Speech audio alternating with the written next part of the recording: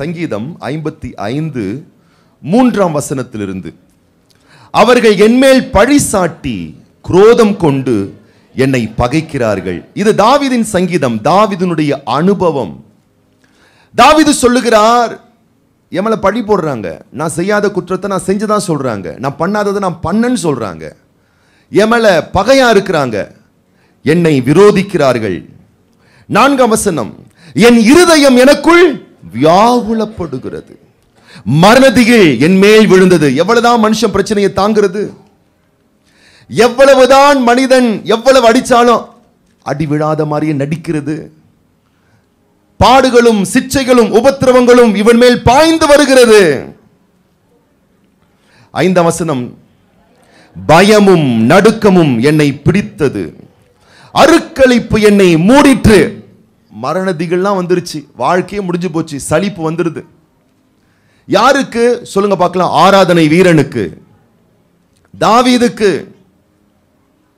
தாவீதின் சங்கீதத்திலே தாவீது சொல்லுகிறார், பயம் வந்து விட்டது, நடுக்கம் வந்து விட்டது, இடுக்கண்கள் வந்து விட்டது, மரண பயம், திகில், வாதைகள் நீங்க மாட்டேங்குது, வியாதி முற்றி போகிறது.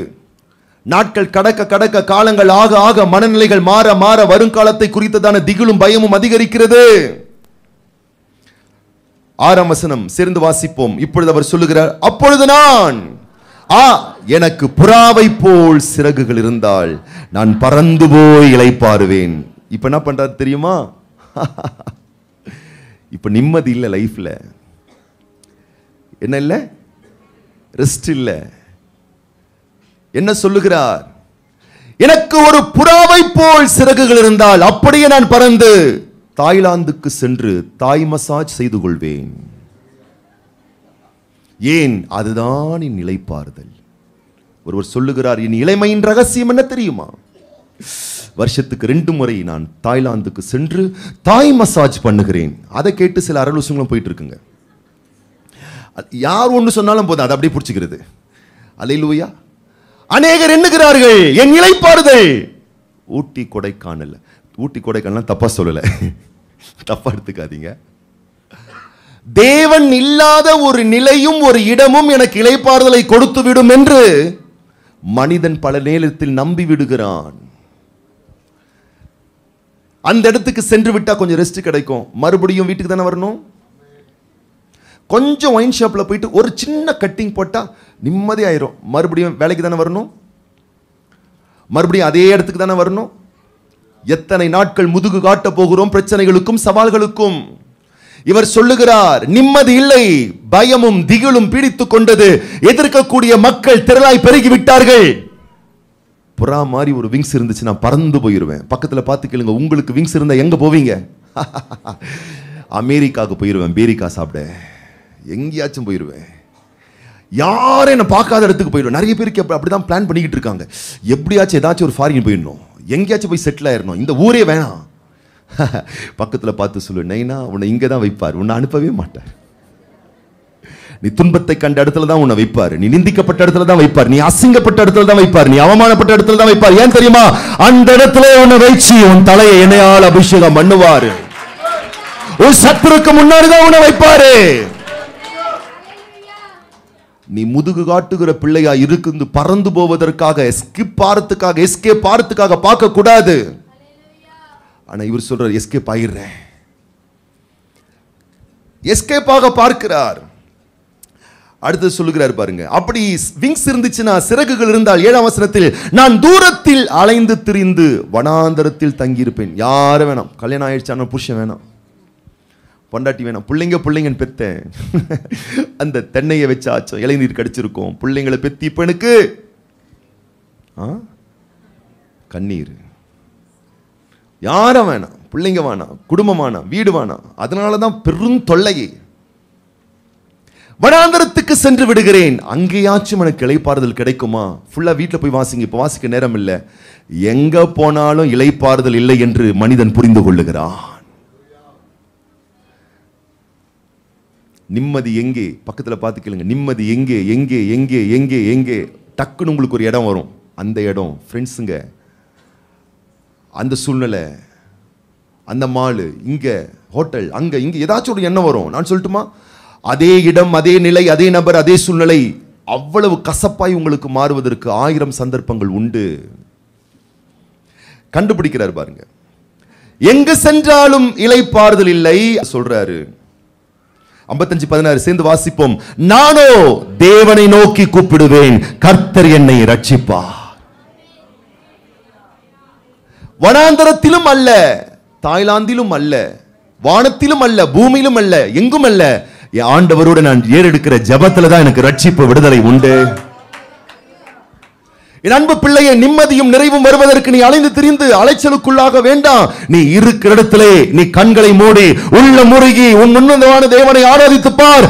இமயத்தில் இருந்தாலும் சமயத்தில் வந்து தன் சமூகத்தை தந்து உன்னை சந்தித்து உன்னை ஆசீர்வதித்து உனக்கு ரெஸ்ட் கொடுக்க வல்லவரா இருக்கிறாரு.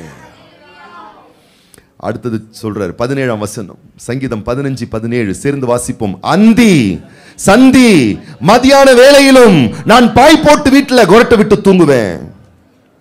அப்படி சொல்லல. அந்தி சந்தி மதியான வேளையிலும் நான் தியானம் பண்ணி முறையிடுவேன், அவர் என் சத்தத்தை கேட்பார். 18 திரளான கூட்டமாய் கூடி என்னோடு எதிர்த்தார்கள், அவரோ எனக்கு நேரிட்ட போரை நீக்கி என் ஆத்துமாவை சமாதானத்துடன் மீட்டு விட்டார். 2 கரங்களை உற்சாகமா தட்டி அப்பாவை மகிமைப்படுத்த பார்க்கலாம். நீ தேடும் நிம்மதி,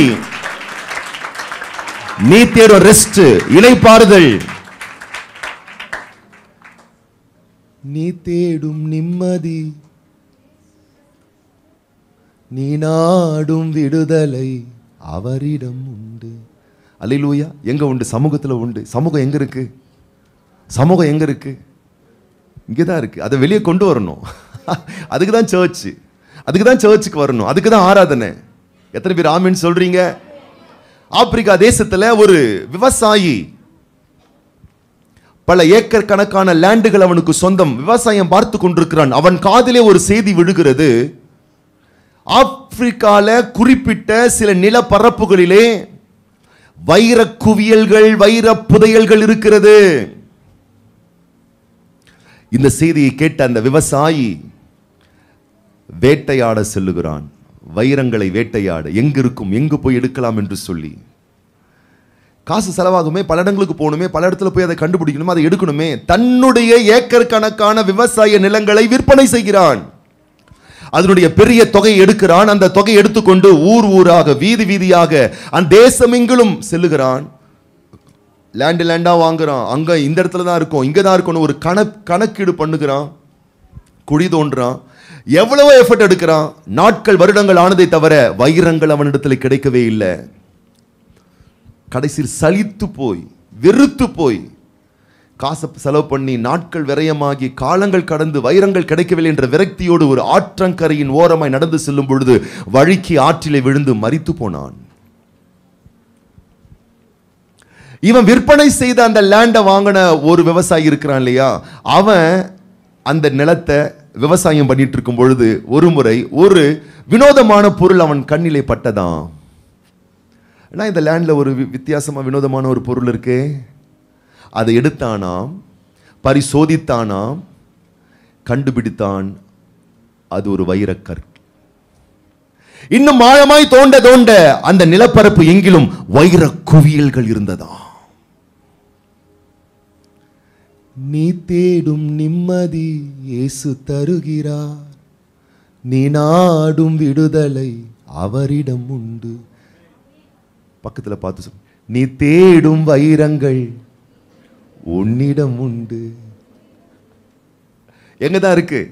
பக்கத்துல பார்த்து சொல்லு. பெரம்பூர்ல போய் தேடாதீங்க, கீழ்பாக்கில் போய் தேடாதீங்க. அல்லேலூயா. ஆமா, அந்த ஊர் இந்த ஊருன்னு போய் தேடாதீங்க.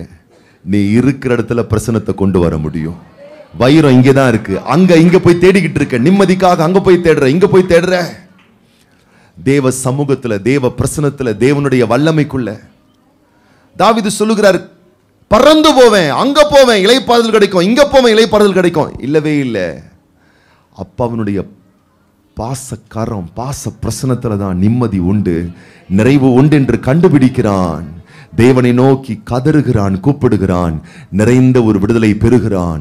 அவனுக்கு எதிரிட்டு வந்த போர், எத்தனையோ திரள் மக்களுக்கு அவன் பயந்து ஓடவில்லை, அங்கேயே தேவ பிரசன்னத்தை அனுபவிக்கிறான். கர்த்தர் அவனுக்கு நேரிட்ட போரை நீக்கி அவன் ஆத்துமாவை சமாதானத்துடன் காப்பாற்றி விட்டாரா.